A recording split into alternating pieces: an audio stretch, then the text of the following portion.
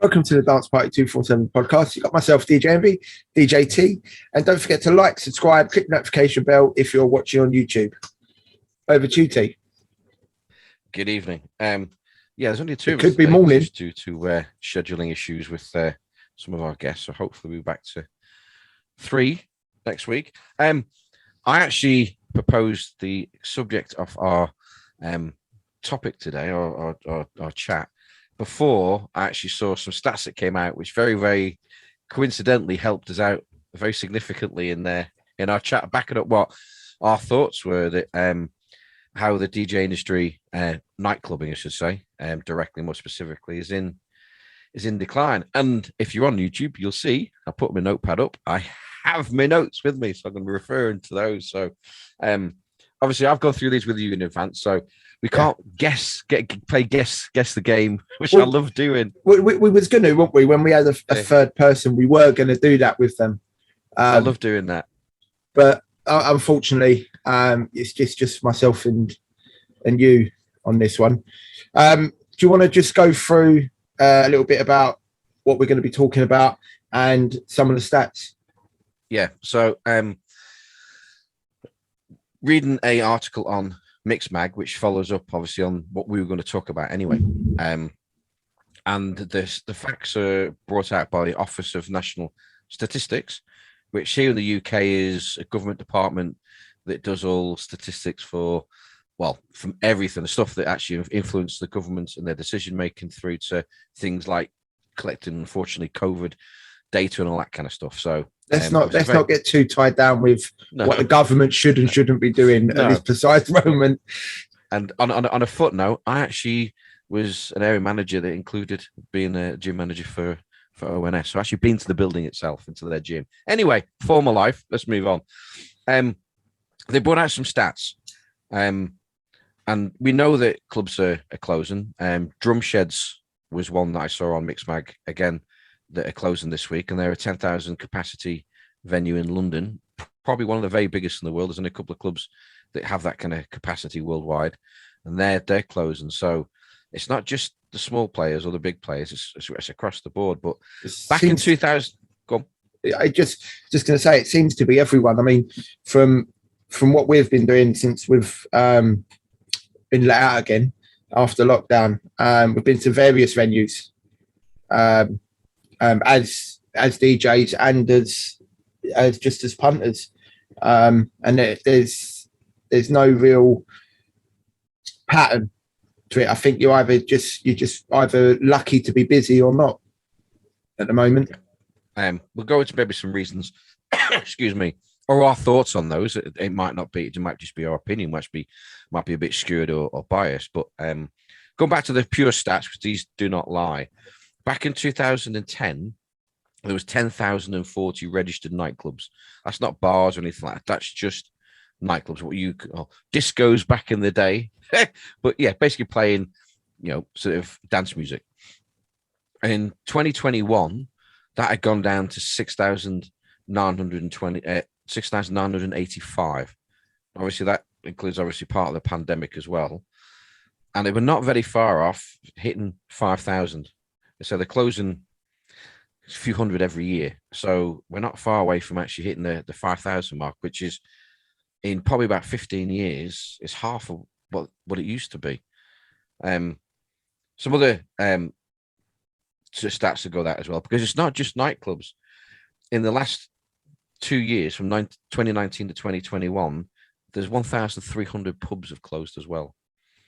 And obviously they go hand in hand, because we were just talking before we came on air that if you go into a club, unless obviously you're strapped for cash or you're doing things a little bit differently than the average person, then you would typically go out, have a few drinks in a couple of bars, and end up in a club. And if you don't have those pubs and bars to go to a club, then there's nothing to feed the club, is there? You go straight to the club. So 1,300 have gone in the last 2 years. I mean, a big part of that was COVID, wasn't it? It was. I mean, a lot of places closed down and didn't reopen. Yeah. Cool. If you look at up and down the country, that's an easy number to it's achievable, isn't it, for that many places to close? Yeah, I mean, over the last 10, 20 years, the number of pubs have obviously, I mean, the pubs will open. There'll always be new places, but overall, the numbers is going down. About 15 years ago, things started to change to be more meal orientated. You go to a pub to have a pub meal and have a drink there. So that whole dynamic changed. But you think about how many pubs are just drinking outlets that don't do food. There's not many of them. No. Even bars in the center of town will do meals at lunchtime. They'll all have to do some sort of catering to keep their heads above water. I mean, I think personally, clubbing as we knew it is pretty much not finished, but it's changed drastically. Because we were saying yesterday and the day before and the day before that you don't need clubs like you used to. When bars used to shut at 11 o'clock, you would just roll onto the club because that's where you would go. There's nowhere else open. No. Now you've got bars staying open in some places, as we full well know, later than the nightclubs.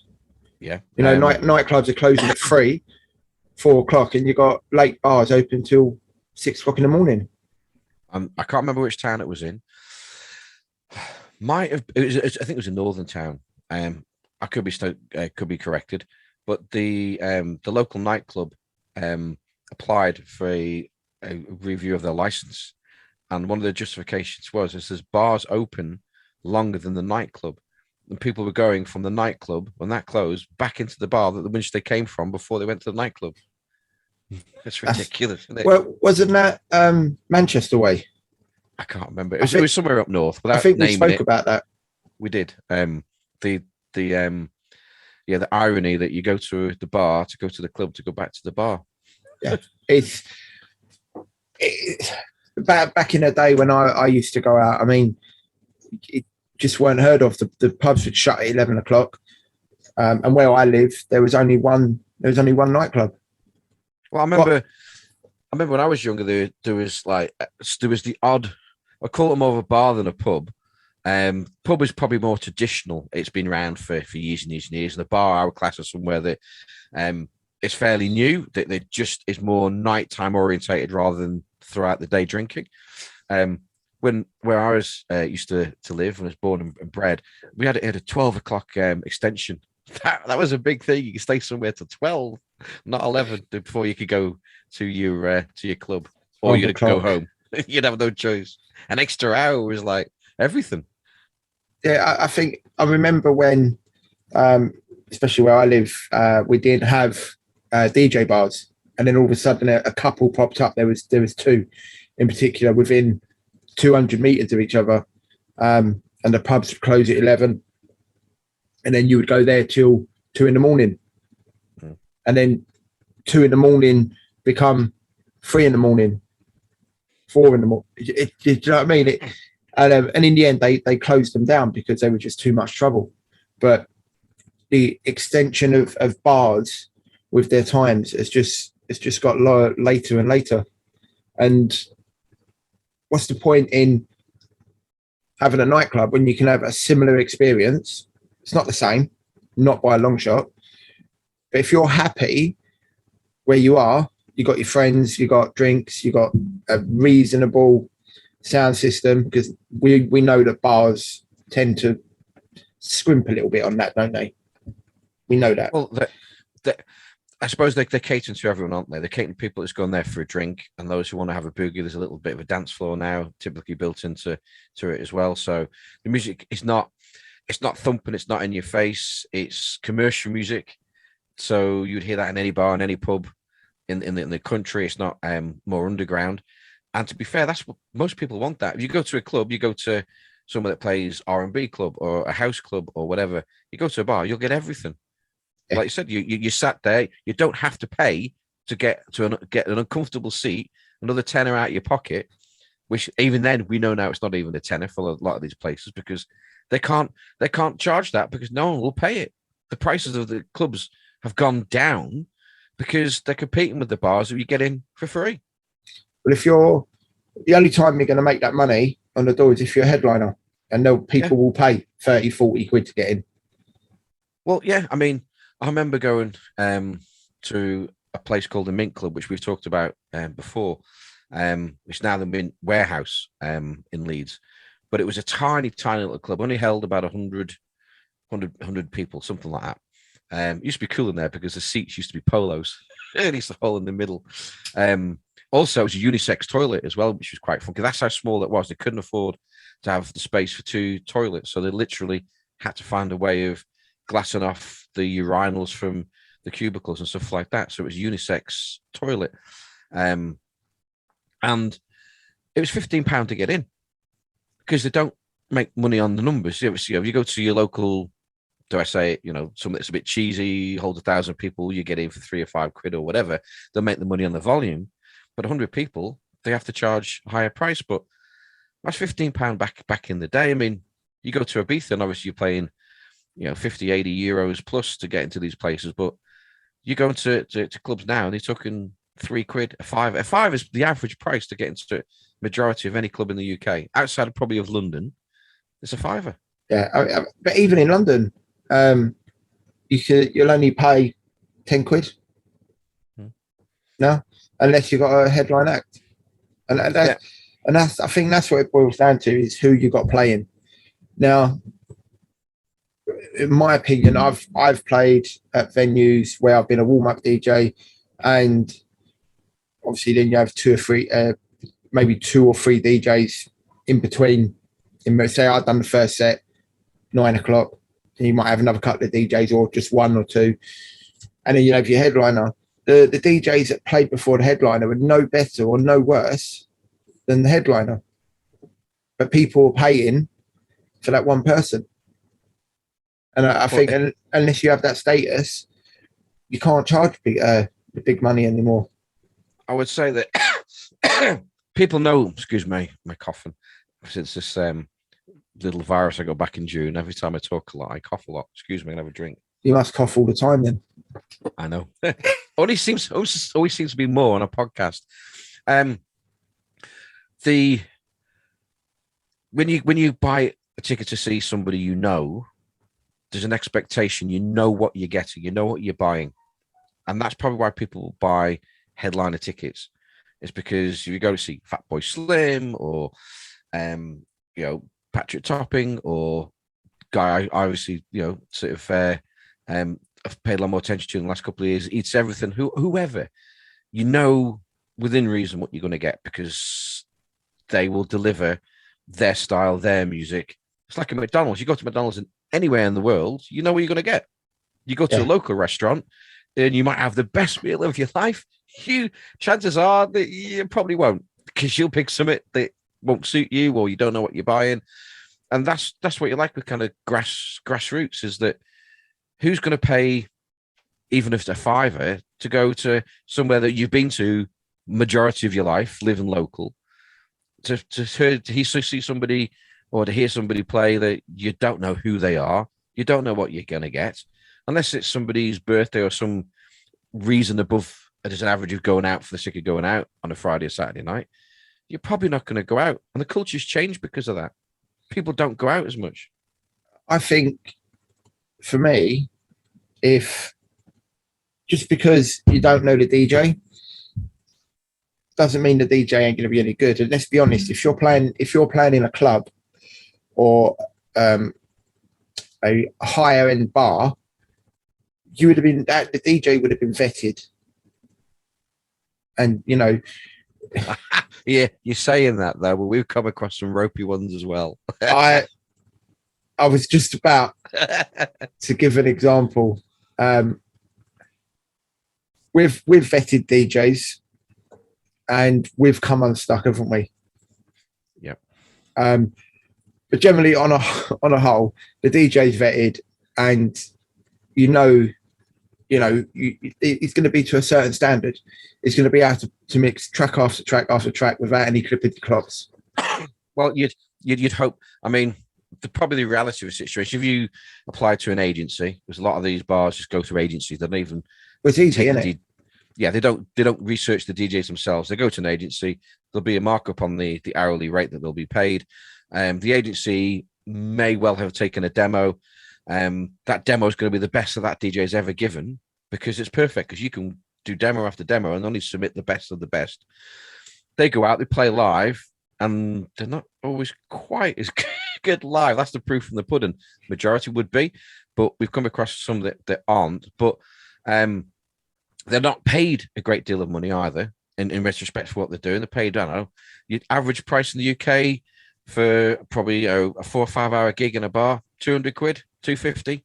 It's around there. Which is not bad money for what you're actually doing. I mean, it's better than doing DJ mobile stuff, which obviously you don't have to haul your gear in and out. It's just bring your, dare I say it nowadays, your controller or your separates or whatever you're going to DJ on, and then a laptop if need be, and away you go, plug into the sound system, and that's it. But yeah, but if you get a good DJ in a decent bar, the bar's got a lot of people in. You know the nightclub's going to be half empty. It's cold outside. You got a good seat, and you're not going to have to pay for the pillow as you're going into a cold, empty room with, again, taking a pot look on another DJ. You can see why people just stay in bars, and the bars have basically had their license extended to make the extra money. So it is a downward battle for standalone traditional nightclub. We have seen some was it inventive? I can't say the right word. Initiative. That's the word I'm looking for. Initiative. And have 2 sessions in the day. There's one place in Leicester. I won't name any places because it's not fair. Because we're not getting any advertising budget or not being sponsored by anyone. So won't name them. But there's one place in Leicester that opposite where we were the other month, and they have an afternoon session 2 till 10. And that's always pretty busy. And then up in Scotland, again, they had like 2 sessions, which again a bit more weirder, but again had a 2 to 10 session in the afternoon to the evening. We walked in, and it's weird when you walk into a club and everyone's already off their faces. It was a bit strange, wasn't it? Yeah, say so. Especially knowing that was ending and we were starting. Yeah, it's like we've got another 4 or 5 hours to go yet. Yeah, it was a bit surreal. Yeah, obviously clubs need to make the money. So if you get half a club in the afternoon, half a club in the evening, all this costs you a bit more electric, a bit more staff. You still made your money, a bit more outgoings, but you still obviously had a decent income. So some bars obviously, so clubs are using their initiative to try and take on the bars. But yeah, I think a lot of it is that unless you are a headline act, that your local grassroots clubs with the up and coming DJs, the majority are struggling, and they have to find different ways of making ends meet. And I personally don't think that's going to change. I think it's just going to get worse and worse and worse to the point where I don't think there'll be any clubs eventually. There'll be some. There'll always be. There'll always be some. All right, okay. Maybe that was the wrong wording. I don't think there'll be any clubs like the ones where we've been playing at. Yeah, your local kind of town would have a nightclub. It'd be bars. It'll be to go to a club. They'll be in your bigger cities. Yeah, because that's the only one. They're the only ones that'll be able to keep afloat. Yeah, I agree with that. Yeah, and I think it will eventually. It will just be DJ bar after bar after bar after bar, and it will. And I think the high roads of these places are going to end up looking, like the warm up strip in places like Iron Apple, where you just got the bars and they just offer free drinks. People come in, and I think that's what we'll end up with eventually. Something along them lines where the clubs there will be 2 a penny. You have one, and then you just have bars leading all the way up to it. Well, we've played a couple of places that are sort of one club towns, and the demographics have to be quite high to sustain. They can have good nights. They put a headline act on there, and they do get people in. But back 20 odd years ago, you'd expect that on a Friday night, let alone on a Saturday night, and that's as good as they can get with a headline act that's cost them £2,500 £3,000 to pull in, and they'll make some money, but it will not be one of their profitable nights by a long shot. I mean, 20 years ago, when I was going out, that sounds really bad now. It sounds really bad. You know, if you went out on a Friday night, you'd have a good night. Wouldn't be as busy as a Saturday. But I didn't go to the club I went to because there was a Pacific DJ on. I went there because it didn't matter what DJ was on. It was a good night because I went there for the venue. My friends went there, and that's where I went. I didn't go there because I got Carl Cox playing tonight, or EZ. I mean, I would go there for them. Don't get me wrong, but they didn't need to be there for me to go there. I mean, when I was in my teenage years and early 20s, that I used to like going out. 40 years ago? No, not quite. And I was an athlete at the time, so I couldn't go out, Friday, Saturday every weekend, or one of the two every weekend. So there'd be times when I wouldn't go out at all for months and months and months. And typically in off season, which is my season, would be the winter, then I would obviously go out a little bit more and enjoy myself a bit more.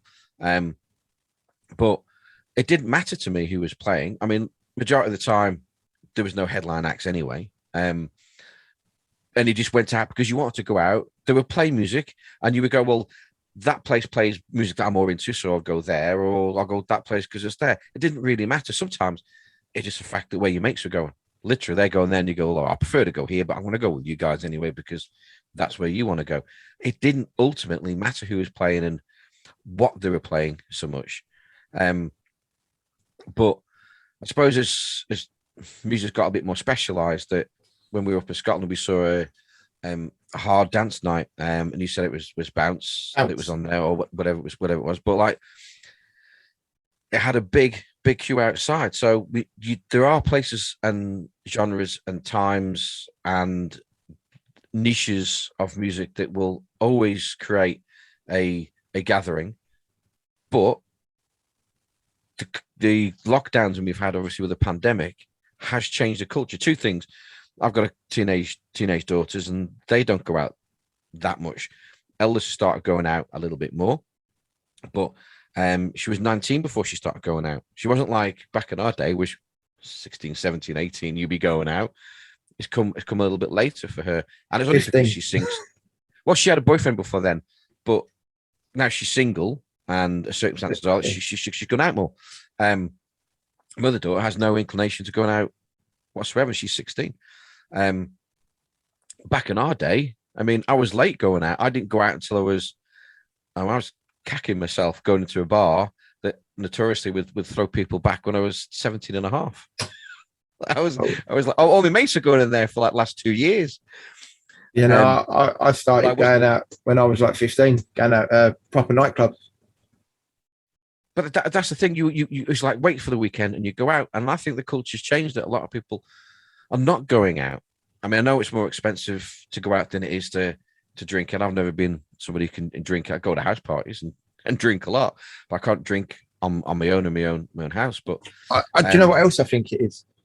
We live in a culture now where it's acceptable to go out every day of the week. Well, yeah, there is that. But I mean, I tell you what has, on the flip side, is when you go out, it needs to be more memorable. But if you back in our day, you go to the club and you see the same faces in the same clubs, wherever you frequented, more often than not, because everyone did the same thing. And if you stay in local, then that's what happens. You see the same people, and you like the crowd or don't like the crowd generally. Sometimes you might want to avoid them because you've been a naughty boy. I'm not going back to that club for a little while, or whatever the case may be. However, nowadays, if you're going to go out, you want to make it worth your while. If you're going to go out on a weekend or go to a club or a headline, you're going to pay whatever you're going to pay to see them, but you would pay more to go to a festival, to have an experience for a weekend. Or festivals have grown massively. I mean, I don't remember half the festivals that are popping up now, but obviously they've grown organically over the years. They've gone from a few hundred people to a few thousand to tens of thousands to be grown outside of their local area of influence to become known nationally. I mean, that's where you spend your money. You're going to spend. But this way, I've gone out and we're going back quite a few years now, and it was quite a lot of money back then. But I spent £120 on a night out once, when £120 was a whole lot more than it is now. It's probably worth £200 easily in drinks. You buy a ticket for a festival now, and you can see several of your bands. You could go to the DJ tent and probably see one of your superstar DJs as well, and have a whole better experience and remember it and not have the massive hangover. I'll probably have the hangover as well, but anyway, yeah. That comes a little bit later down the line, though, doesn't it? Yeah. But that's what you want. You spend your money on there rather than going to the same club that you've been to umpteen times. It's no different than it's been before, irrespective of how good your DJs are. That's the thing. I think that's a thing growing with the new raver, so to speak. That is how it is, and I don't think festivals are ever going to go. They're always going to be there, and I think it will be bars, DJ bars, and festivals will be leading the way. I mean, the thing is, in the current climate, it's safe to be outside anyway. Excuse me. And here in the summer, obviously, they do it. Sorry, here in the UK, they do it in the summer.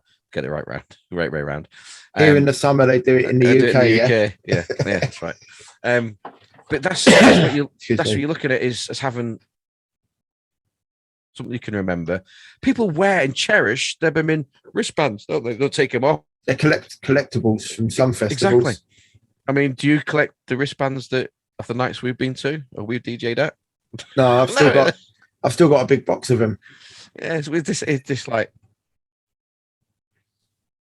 Well, maybe it is when they see DJ Envy play. You know what I mean? It's like, I'm going to keep that wristband. I tell you what, though, it's like back in the day, we didn't have mobile phones like we do now. And you live for the moment, didn't you? That is how it was. Again, with the way nightclubs. If you hear any noise, I think one of my kids is cleaning the stairs. And I'm under the stairs. I can hear a brush and shoes being moved. I'm going to listen now. Well, I can hear There you go. I heard say. Yeah. Anyway, carry on. Mobile phones. We used to live for the moment, didn't we? So it would be literally about what's going on here and now. Nowadays, when people, I can still hear that noise. When people are out clubbing, it's all about the phones and what they look like and how it's perceived to be. So it's more of a statement rather than when we went out, no one cared about phones and all that rubbish because, number one, we didn't have camera phones back then. It was just about living in that moment and enjoying what it was. So when you say about memorabilia, about wristbands, mine's all up here. Just because I don't have anything to show for it. All right, some of it's up there. Yeah, not all of it. I can't remember. But yeah, and I think that's the difference, isn't it? Now it's more of a place to be seen. Festivals are a place to be seen. Also, families can go. It's not just for the young. It's for the smaller ones and the bigger ones. I will mention these people because I think they do great stuff. Raver Tots. They do some bits at Southend and up and down the country, and the people that run that are absolutely brilliant. You can go there with your kids and spend the day, the weekend. It's absolutely brilliant. So Raver Tots is one of the best family days out. If you got, because a lot of people our age, we've all got kids now. Granted, most of mine are grown up, but I've still got one who would absolutely love to go and do that. So you might be seeing me at the next Raver Tots, mate. You should be behind the decks, mate, playing Agadoo. Agadoo, do. You know what? I'm just looking down my notes here. So, right. One other thing I've noted down here as well that we just speaking to Destiny before we came on and recorded the podcast is that this is the nighttime industry. This is everything from restaurants all the way through to bars, clubs, and everything like that. Anything that's been affected by this virus that's been going on, this COVID virus, that 86,000 jobs have been lost in the nighttime industry alone across everything. That's, I mean, a lot of people were furloughed, or their company didn't do furlough. Here in the UK, they paid about 75% of your wage. The government did, or you just straight lost your job. Half Jake, who was he never keeps a job for 2 minutes of his own choice, because he moves around, not because he's not good at his job. He's very good at his job. That's why he moves around quite a bit. But yeah, he was working as a chef in a restaurant, and they closed down straight away. Said, we can't cope with this. Money's going. We don't do furlough. But yeah, there are 86,000 jobs, and how do you sustain that when people are not? There are people who are frightened to go out to clubs right now. If you look at very, very specific, you forget about the general trends. Is that one of the clubs we went to? It seemed to be a little bit weird that almost after the fact of a big rise in COVID cases in the summer, that people were getting concerned, but people are just not going out because of COVID, because of, you know, other people vulnerable in their family or just don't want to catch it themselves. There's obviously a percentage. There will be a percentage of that. You add that onto the general trend of people not going out, and I'm deciding, well, I'm not going to go out. Why would I go to the club for?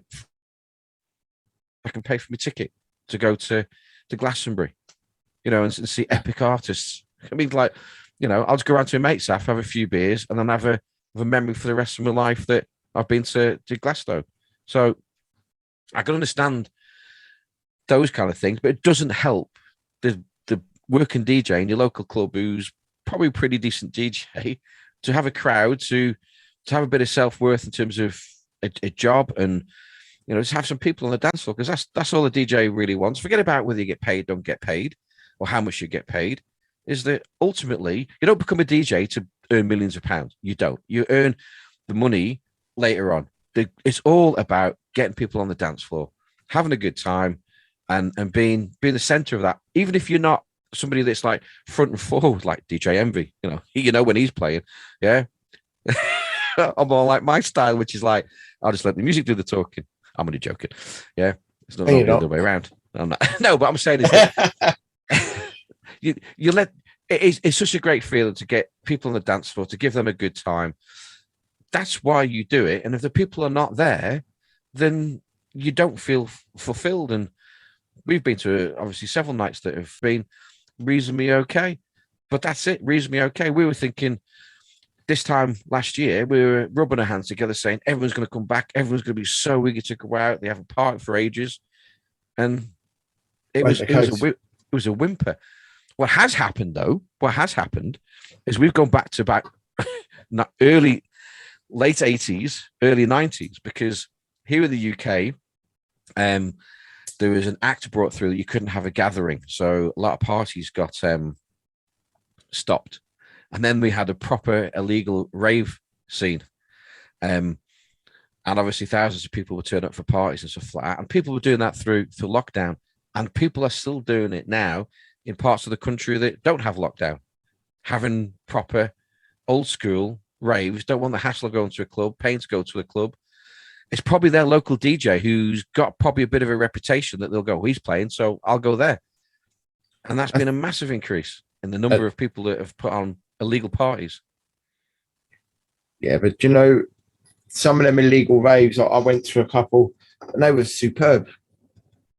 Some of the best nights I've ever had. You know what? There's nothing. I suppose you can take this for almost anything in life. There's value for paying for something, and there's value for, obviously, the more it costs, the more you value it. But you know what? If you can get something for free, it has a nice taste, doesn't it?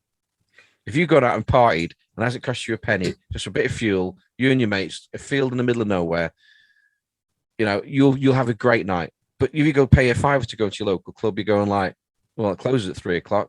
I can't go anywhere else. DJ's rubbish. Yeah, you go to these legal events and you find there'll be great DJs, banging sound system, proper banging sound systems, because there's no legal limit on basically how much noise they can make. Yeah. I just remember now, I saw I can't remember where it was. Could have been BBC website, somewhere like that. But down in Cornwall, there was the local residents were actually backing up party goers that were basically partying through the night in Cornwall on the beach. They're I didn't read backing them up. I didn't read the full story, but it says that locals back up all night ravers, something like that was the headline.